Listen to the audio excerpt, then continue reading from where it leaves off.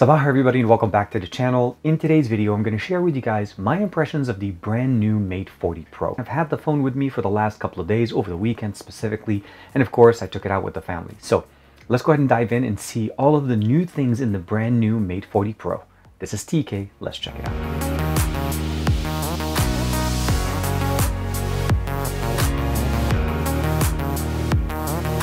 Like and subscribe and make sure you hit that bell icon so that you're always notified too whenever we have new videos on the channel. So here we have the Mate 40 Pro. This obviously is the best that we have right now from Huawei, and when it comes down to actually processing power, this is also the first device from them running the Kirin 9000, which essentially is the first 5nm processor that is supposed to basically bring in better processing, lower power consumptions, of course, with the new architecture that we have. We also have a quad camera setup on this version. There is definitely going to be a different setup running on the Mate 40 Pro Plus, but that one is not in the office right now. We have a 4400 milliampere battery with a wireless charging, reverse wireless charging. We have a top-mounted speaker that's one of two for stereo speakers, an IR blaster, and of course one of the microphones. On the right side, we have a power button that is accented with a red button, and of course an actual volume rocker, which is a little bit different than what we had last year with the Mate 30 Pro, which essentially was a power button and a volume rocker that was actually in the UI. So it's actually a software button for that. Now on the bottom, we have the bottom firing speaker that marries with the one on the top to give us stereo speakers, as well as the fact that we have USB-C for charging as well as data transfer.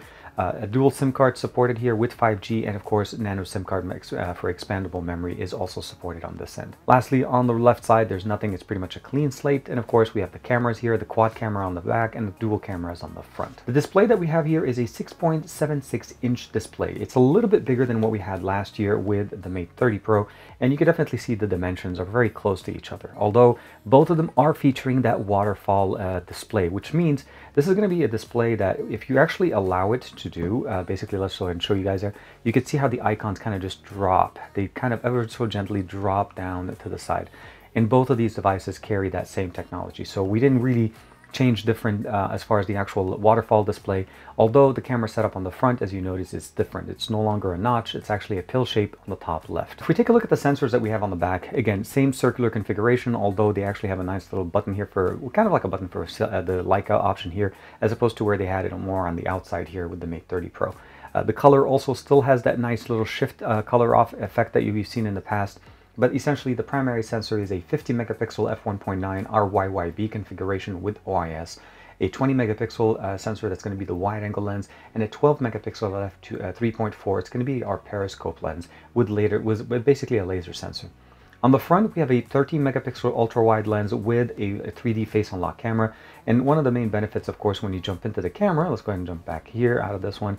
When we jump onto the front-facing camera, we have the ability of actually going into that wide. So you're able to fit more with it on the back. Although by default, it's set basically to be at 1, and you're able to basically change it between the 3 to fit as many people as you'd like. On the back, we have the same kind of rocker all the way down, takes us to the wide-angle lens, and we can zoom in all the way up to 50, and that's going to be the maximum. Although for basically what they're giving us with the telescope lens, it's going to give us up to 5 times optical zoom. Now, as far as the system, what we're running here is EMUI 11 on top of Android 10.0, and the model number is NOH-NX9. As far as the processor, it's the Kirin 9000, again, with the built-in 5G modem, 8 gigs of RAM, 256 gigs of internal storage, supported with the Huawei Nano memory that you're able to expand with the secondary SIM slot, and of course a resolution of 2772 by 1344, which is somewhere between a full HD and a QHD resolution, so higher than normal with the waterfall display. And again, definitely all of the new technologies that we've seen and heard about last week from Huawei. Now, as you know, there is no Google Play services on this device, and currently I haven't been able to find the processor which will allow us to install it. This is running Android 10.0, but it is running EMUI 11, and everything else that we've seen on the market to date has always been running on Android 10.0 with EMUI 10. So there's a slight difference in operating system. And this is their built-in application store that they've been basically building and working on over time and adding more and more application and more support.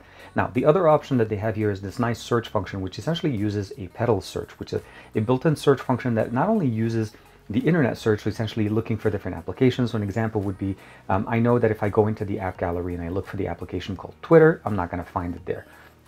So here it is, Twitch or Twitter. So here it is, Twitter. So if I search for the application right now in the app gallery, it's going to say Twitter is actually installed, but it's looking to open up basically the mobile.twitter.com. That's the mobile version of Twitter. But if I want to be able to download the actual application itself, I'll go into the pedal search, And I'm just going to look for, again, the same application, Twitter, hit search. Now, this is going to do a web-based search and also link up to, let's say, APK Pure and, of course, other APK sites that we're able to basically utilize to install this application. And this one will allow me to install it. You can just hit install. It's going to go to APK Pure, load the application normally as if we had it downloaded. And it actually does go through some more of an automated process than what we normally do if we have to go to the site. It'll download the application. Once it's done, it'll prompt me to actually install it. So I'll go ahead and swipe away. So I was able to install Netflix. I have PUBG installed, Instagram installed. There's obviously the other applications you're able to download. Waze seems to be working fine for me. And of course, that's one of the ways you're able to get applications running on the Mate 40 Pro. So wait to see here, when it's done, I'll go ahead and hit install. I'll give it a second to finish. And once it's complete, we have the application here and we'll go ahead and load it. This should work almost for any application that you haven't been able to find directly within the App Gallery. And of course, once it becomes more supported, App Gallery will take over and you'll be able to actually install it and get it updated. Gallery application looks really nice. So there's a new update in here for editing. I took this device with me out over the weekend with the family, and as you can see, it actually looks really, really nice. I'm going to share with you guys a few samples from the camera, both videos and pictures. As you see right now with the pictures, I went with my wife and my son to the local aquarium where they had some lorikeets, and they looked absolutely amazing. One of the things I definitely wanted to share with you guys is, of course, some of that slow-mo footage that we were able to get, since they love to fly. So I'm sharing with you guys right now a quick sample of a video where they were able to basically be slowed down in real time and all recorded directly on the phone. But let's go ahead and take a quick look on the front-facing camera video and the back-facing camera video just to see how that 4K 60 frames per second look like. So we are recording a front-facing video, 4K 60 frames per second on the brand new Huawei Mate 40 Pro. 4K 60 on the front-facing camera is always going to be appreciated, but of course this is the best that we can get now from the brand new Mate series with the 5nm processor, the Kirin 9000. Went ahead and switched over to the back-facing sensor, again 4K 60 frames per second. No 8K though. At this point I would say as long as we're having great 4K 60, that's always the best we can also look for. By the way, I'm using the wide-angle lens to record the 4K, not necessarily just the standard focal length. And as you saw there, it definitely looks really nice. Now, as far as the camera application, there's been a few updates in here. We still have the ability of turning on and turning off AI mode. We have configurations here to be able to go in, video stabilization. 4K 60 is the maximum resolution on both the front-facing and the back-facing sensor, so we don't have 8K yet. We have portrait pictures, obviously night mode, aperture. Those are typical ones that we've seen in the past. Obviously, we have Pro Photo and Pro Video. And of course, we have the ability of doing the slow motion, AR lens, the timescape, and that dual view function that we've seen in the past where it shows pictures basically are using the front-facing sensor and the back-facing sensor at the same time. And we're able to actually switch over between the sensors. So I can actually jump in and use the wide-angle lens in the back while I'm still using the front-facing one. Video has pretty much the stabilization option in here, so steady shot is built in, other options as well. And last but not least, again, we have the high-res image to be able to take full 50-megapixel images. Of course, creator story mode. There's a whole bunch of other ones that we'll definitely cover in the full review. But as you saw with the sample, it definitely sounds really good. Now, for audio, we're going to go ahead and play a quick song. So let's go ahead and jump into YouTube. So we'll go ahead and play the song Alex Crindo Jumbo by NCS Release.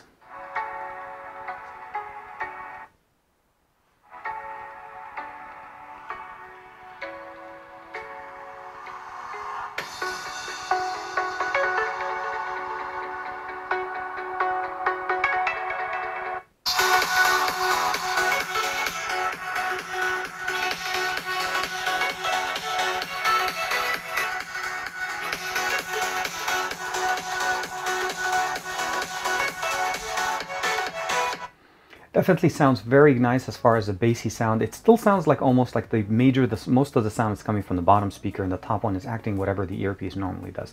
So overall, sounds and works pretty good. When it comes down to connectivity, though, I'm actually able to get 5G here in the US under T-Mobile, so I have my T-Mobile SIM in here.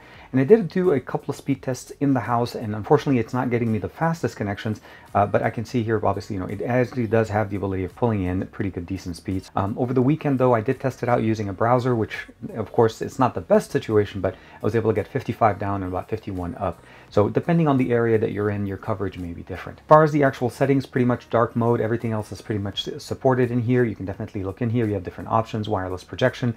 It does support EMUI desktop out of the box, so that one does work. And of course, gives us the ability of using Huawei Share, airplane mode, personal hotspot, navigation dock, screen recording, power saving modes, all of those options. Categories are pretty much similar to what we've seen with EMUI 10.0. Of course, connections, mobile data. And as I mentioned to you guys, we have the ability of using 2 SIM cards or a SIM card and a nano memory card. Normally out of the box, it's set to be on auto resolution, which means it jumps between high, medium, standard, and low to be able to save you the best battery. For me, I like to keep it on high, mostly because we have a 4400 milliampere battery that not only gets charged fast, but charges really fast with the 66 watt charger that's in the box. So wired is charging at 66 watts, and wireless can actually go all the way up to 50 watts. Now, unfortunately, I do not have a 50 watt charger from Huawei. I have the 40 watt charger from last year when I got. So overall, what we have, and you can see basically how fast it is. It actually charges pretty quickly. And when I did try to use the actual 66 watt charger, I went up 20% battery percentage on the actual device in about 5 minutes, which is absolutely crazy. Now, one of the other options is also the ability of turning on dynamic, ultra, or standard. Standard is 60 hertz. Ultra is 90 hertz all the time. Dynamic is that automatic mode. And again, for me, I like to keep it on all the time, 90 hertz. So highest resolution, almost QHD resolution, and 90 hertz all the time. Sound quality, as we saw before, we have really good sound stereo speakers in here. Sound booster, you have the ability of turning it on, and that one will actually increase with basically paired Bluetooth speakers as well as the standard speaker. So what I was saying essentially is that you're able to customize your experience when it comes to audio, all of those. So obviously here you can turn on, turn off different options. And of course, other options in here, biometrics, face unlock with the 3D unlock option, of course, fingerprint sensor, as we saw in the beginning, built in, very nice and very fast. And storage-wise, as I mentioned, 256 gigs of internal storage, although you are able to add a memory card, which is what I did. So I loaded my Huawei Nano memory card in here, and it works perfectly fine. Now we also have the Huawei Assistant that you're able to basically turn on and customize, so you can actually scan and use it and customize it to work to your preference. So there's the AI lens, AI touch, AI tips, and as well as AI search that you're able to use. Last but not least, user account information, of course, about the device, which we kind of already covered. As far as my impressions of this device, after using it literally for the last couple of days, I got it on Friday and I've been using it over the weekend. Battery life is actually pretty good. That's something that Huawei is consistent with. And the fact that we lost 100 milliampere, not an issue at all.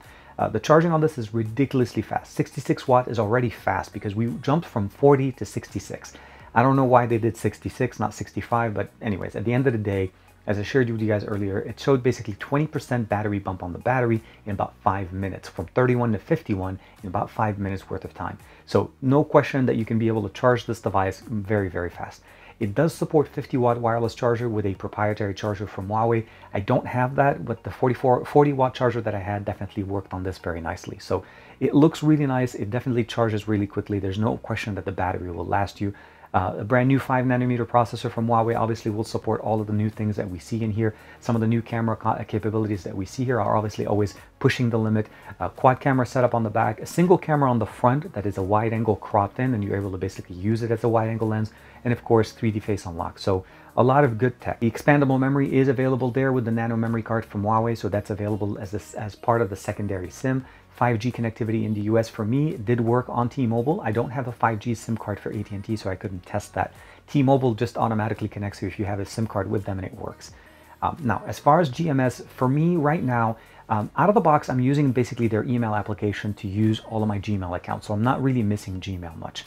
Waze seems to be basically giving me that fix for mapping, and all the other applications I was able to find either using pedal search or using the app gallery, and I've been able to actually get most of the applications running pretty nice on the phone.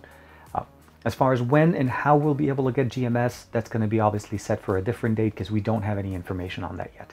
Android 11 on top, EMUI 11 on top of Android 10.0 changed the game a little bit as far as the methods that we've seen before for other people to be able to download GMS on this device. But if there is a new method, I'll make sure to give you guys a heads up once that's available. I think it definitely pushes the limit of what Huawei has to do. I like the fact that they doubled down on the curved display and the fact that they gave us a volume rocker this year as opposed to what we had last year. We have true stereo speakers on this device with a top-mounted speaker and a bottom-firing speaker that sound really nice and definitely have very good bass on them. Please let me know in the comments below, what do you guys think of the brand new Mate 40 Pro, and what would you like me to focus on in the next videos on this device? Like and subscribe as usual. Thank you very much for the support, and of course, I'll see you guys in the next video.